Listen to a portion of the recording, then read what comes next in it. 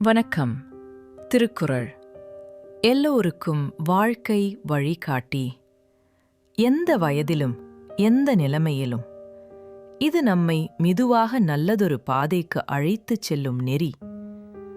நாள் ஒன்றுக்கு 2 நிமிடம் மட்டும் கேளுங்கள். புரியாவிட்டாலும் பரவாயில்லை, நடைமுறைப்படுத்த முடியாவிட்டாலும் கவலையில்லை.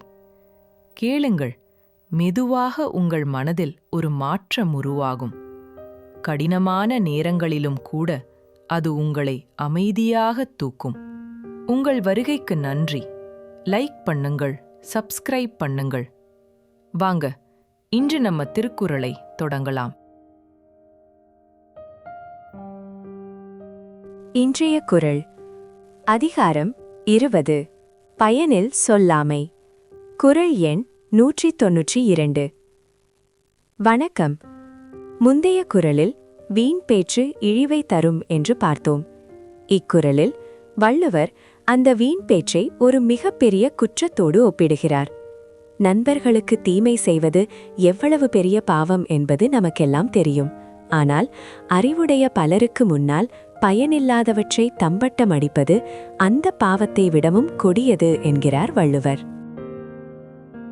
பயனில்ல பலார் முன் சொல்லல், நயனில்ல நட்டார்கட் செய்தலில் தீது.